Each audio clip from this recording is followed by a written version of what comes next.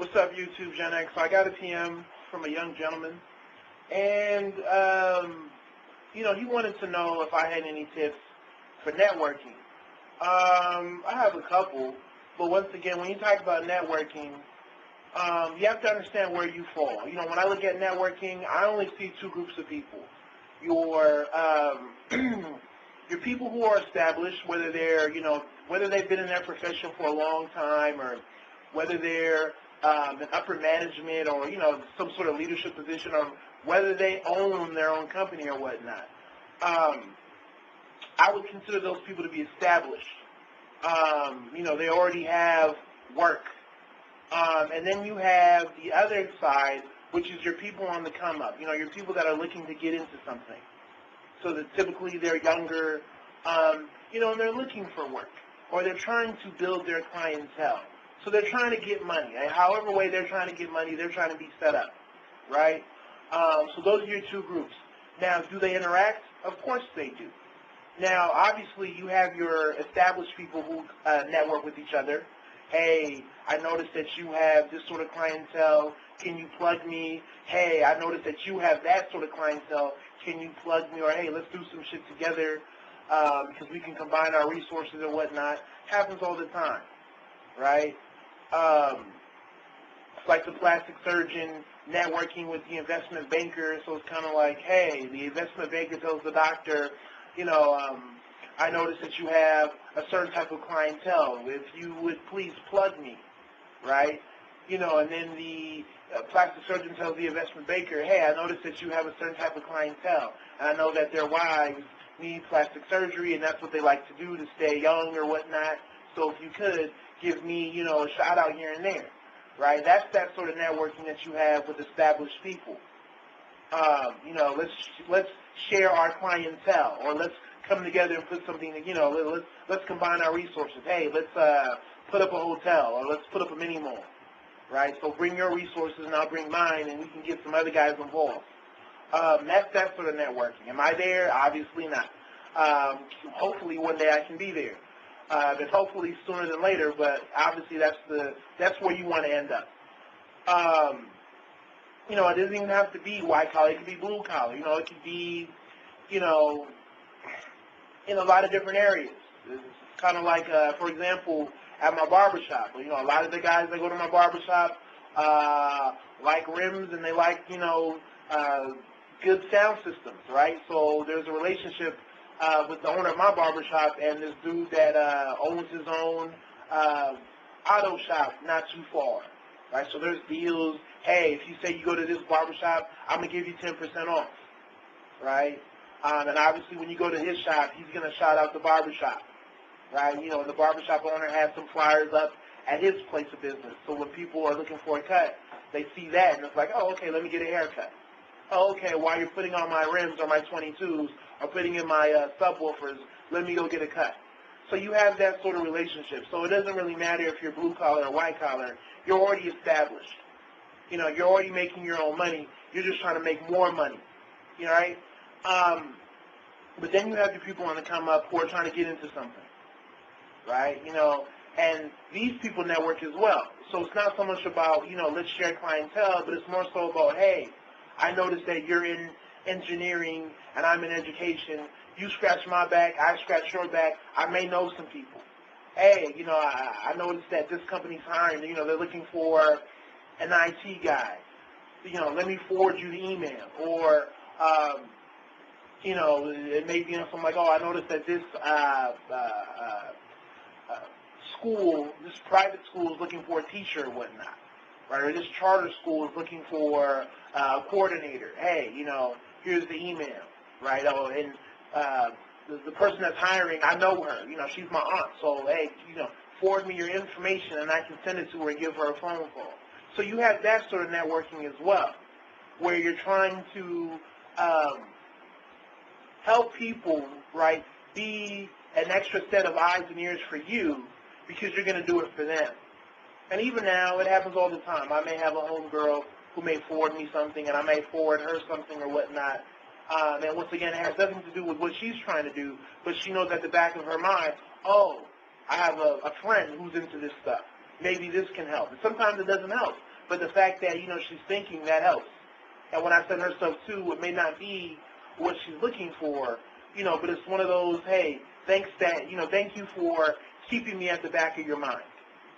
Now, do you have the groups interact in terms of those on the come up and those who are established? Of course you do. Even now, I have, some older gentlemen that I talk to, and they're established and I'm not. So the question is, what can I do for them? But at the end of the day,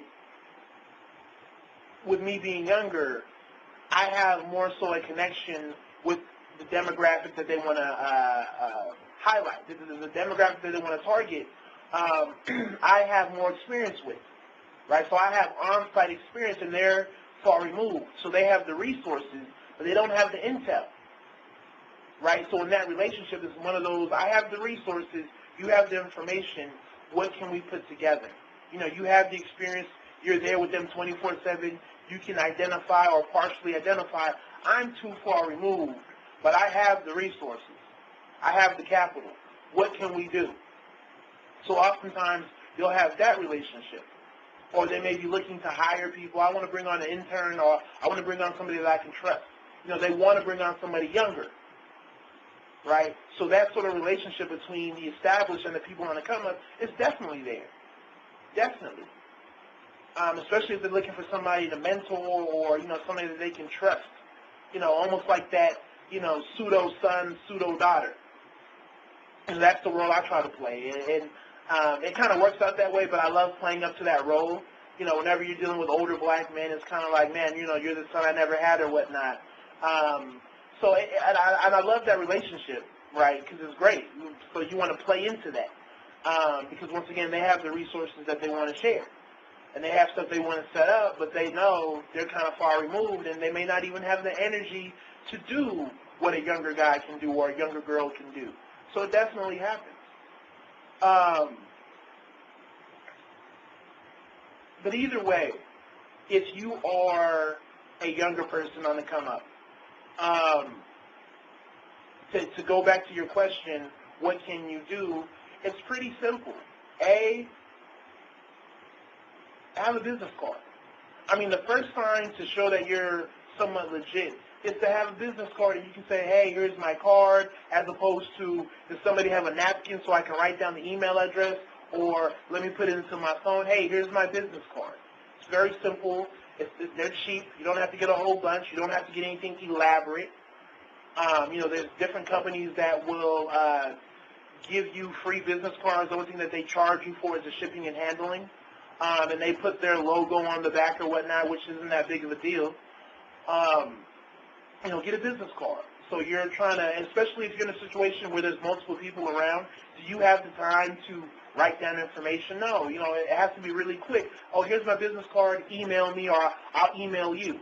Because for sure, the established person, they're going to have their business cards, or they're going to have a website that they're just going to tell you, oh, go to www.blah-blah-blah-blah.org or whatnot, right? So if you're the young person, you want to have a business card, because that will kind of show that, hey, this person's kind of professional, right? That they're very serious. They've taken the time to get a business card, because it's a whole lot easier. Especially if they have a secretary, and they're like, hey, secretary, put this into our database or whatnot, or email this person for me. And once again, they're cheap. And like I said before,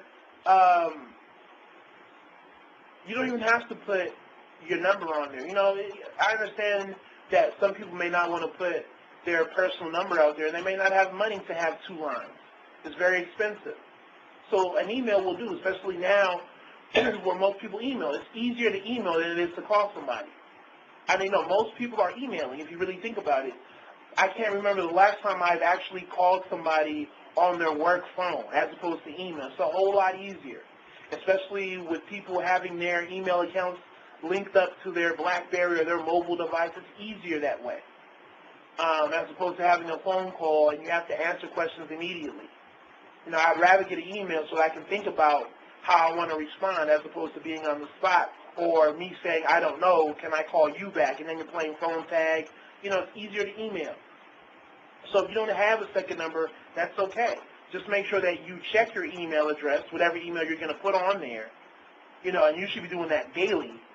checking your email daily, and obviously having multiple accounts. One for school, one that's personal, and one for networking. You can have 3 or 4, and the way it is now, you can have them all linked up to one site so that you can just log into one account and you can have access to all of them. So it's a whole lot easier.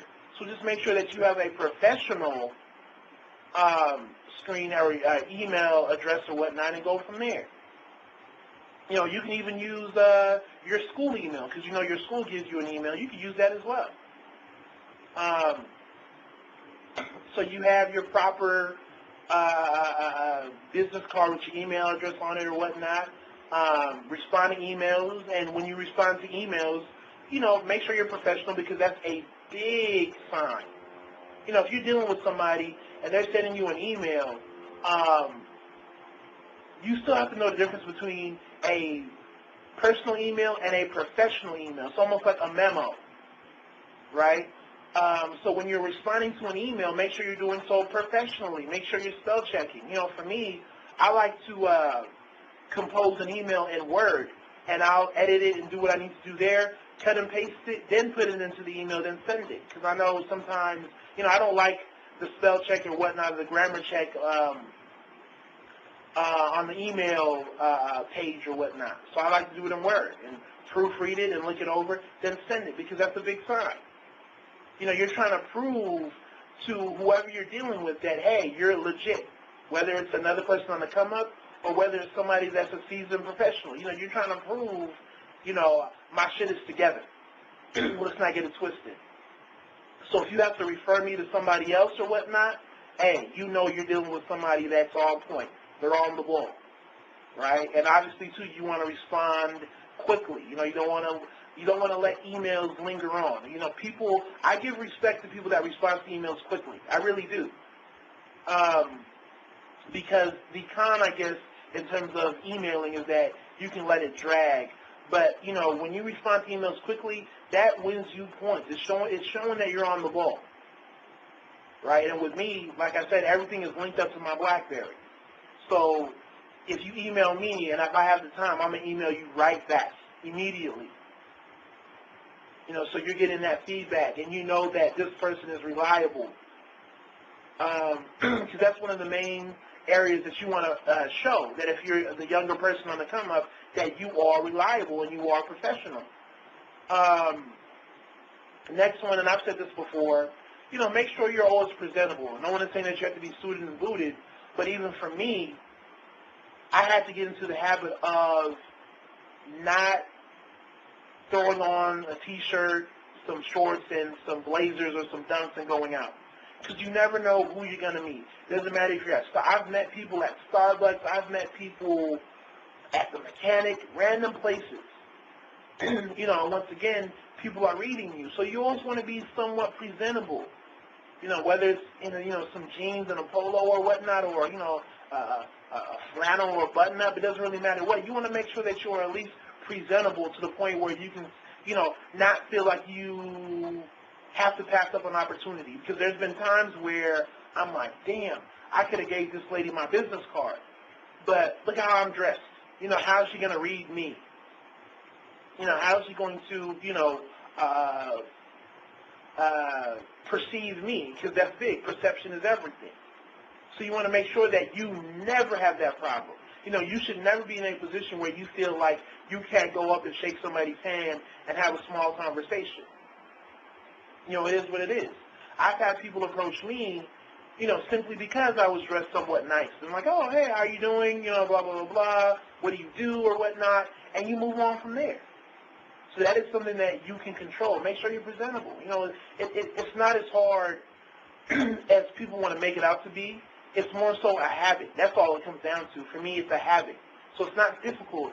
It's just breaking that habit of, being comfortable, especially when it gets warmer. Let me throw on a V-neck, some shorts, some cargo shorts, some basketball shorts, and just go off and, do what I have to do.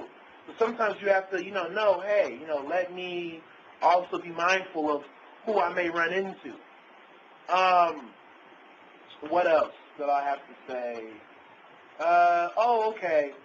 Know what you're into. You know what I mean? Know what you're into. Know what you want to do, and then what areas that you would like to get into so people can better understand you.